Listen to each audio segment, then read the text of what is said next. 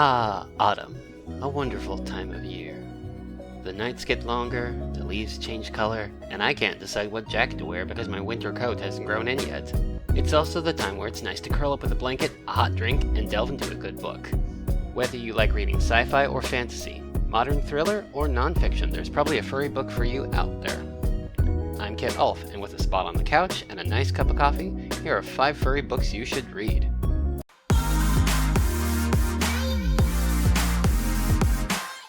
Beware, the following video may contain spoilers. Shocking, I know.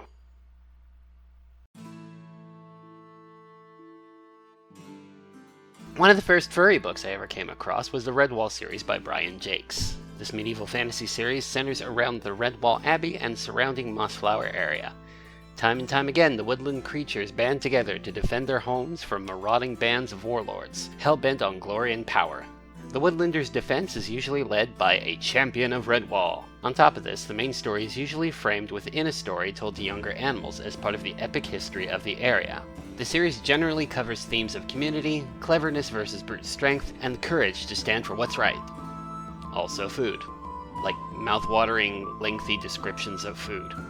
The series is a personal favorite of mine because of how it captured my attention as a young coyote with battles and a fantasy that felt grounded, relying less on magic and more determination. Also, there was an animated adaptation of some of the books featuring a fox voiced by Tim Curry. Totally worth checking out. Unfortunately, Long series is long. 22 novels in total to be exact. These books are also way out of chronological order, so it's best to start with Redwall itself and move on from there. Also, its simple woodlander versus vermin dichotomy errs on the side of nature in that whole nature versus nurture argument. Still, it's a good series to check out. The Furry Future is a collection of short stories with 2 criteria. A, the story must take place in the future, and B, the story must include furries. And most of the stories touch on this. I'm not talking about you growing fur, you don't count. One of the common themes in these stories is transhumanism, or more aptly put, the definition on humanity. This is where the focus on Anthropomorphism really sells its theme. We identify with non-human characters because they are human in spite of their fur and feathers.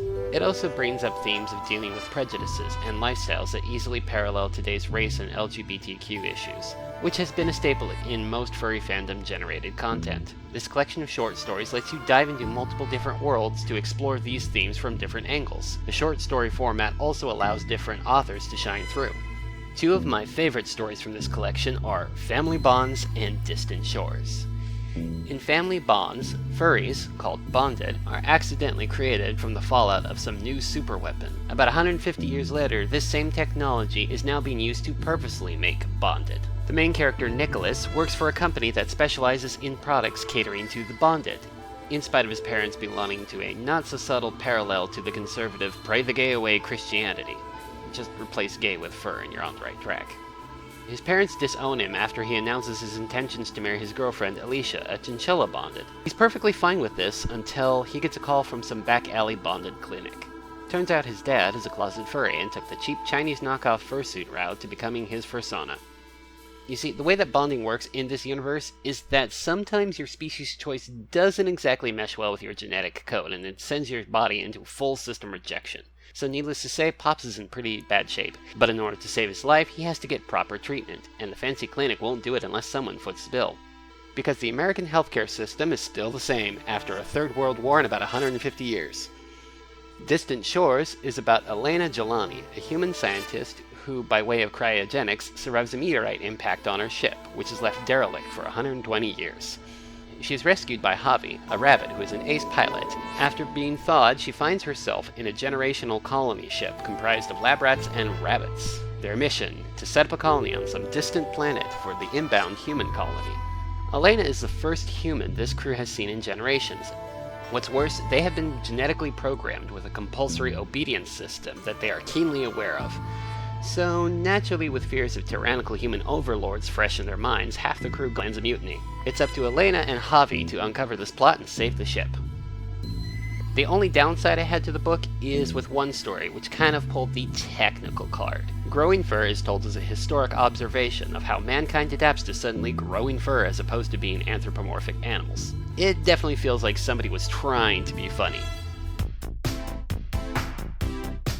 The only non-fiction entry on this list, Furry Nation explains the history of the furry fandom.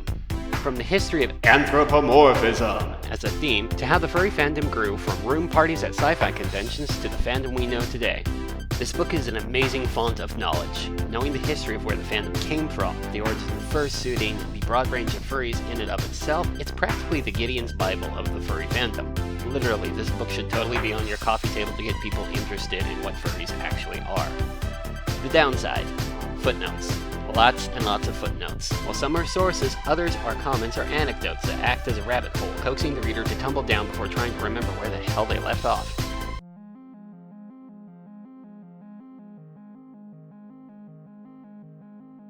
This one is a recent discovery of mine from Furvana. Flowers Fang is a fantasy novel centering around Aurora, a young Jagera with telekinetic and psychic powers, and Cells, prince of a plant-like kinfolk, as they uncover a political plot unfolding around them. The book initially had me at Psychic Wolf from the description of the Jagera, and the story took me from there. One of the major themes of the book series is coming of age, and realizing that the adult world is a bit more complex than initially imagined. The author built an interesting world, complete with unique measurements and wildlife that immerses the audience in this is another world. The story also takes the Chosen One trope and subverts expectations, where both Aurora and Cells' naivete gets the better of them in spite of them being the Chosen Ones. On the other paw, this twist on the Chosen One trope does lead to a bit of when it rains it pours. It could be frustrating if you aren't prepared for it. This does lead to the audience rooting for the protagonist, simply to just have things work out and get on with it. Now, I wanted to do a review on the BEASTARS anime coming out, but some company only has it available in Japan. So the next best thing was to delve into the manga. Being a graphic novel, it's not exactly similar to the rest of the books on their list, but I say boo to the naysayers. It's a book. You should read it.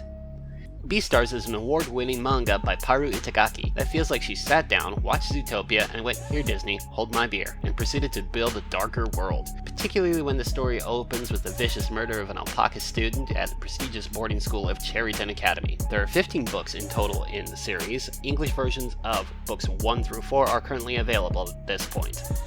BEASTAR's main theme bounces between people are more than what they appear, and you are more than the sum of your parts. This is really evident in the main character, Legosi, who struggles with his predatory nature, but this also extends to other major characters as well. The characterization is amazing. I mean, just look at this adorable tall boy trying to avoid being noticed. He's so cute. But even outside of the visual cues we get from characters' personalities, their dialogue and banter really shines through and hammers home the theme. The world is also interesting. Its flaws help shape the story. For example, while the school accommodates students of different sizes and species, it simultaneously reinforces these prejudices by segregating dorms down to the taxonomic family. If you're expecting a story about the students trying to solve a mystery of their murdered classmate, you might be in for a bit of a rude awakening. This hook is almost immediately put on the back burner to delve into introducing the audience to the world, and more particularly to the social strain this has on the school, as well as addressing what the hell a BEASTAR is. But if you can get past this hiccup, I think you'll find it an interesting read. So that was 5 furry-flavored books to curl up with and read on a cold autumn day. Or really anytime. Feel free to check these books out at your local bookstore or favorite online outlet. What are some of your favorite furry books? Comment below and let me know. If you like what you saw, please like, subscribe, and share. Check out my Patreon and help me make more videos like this.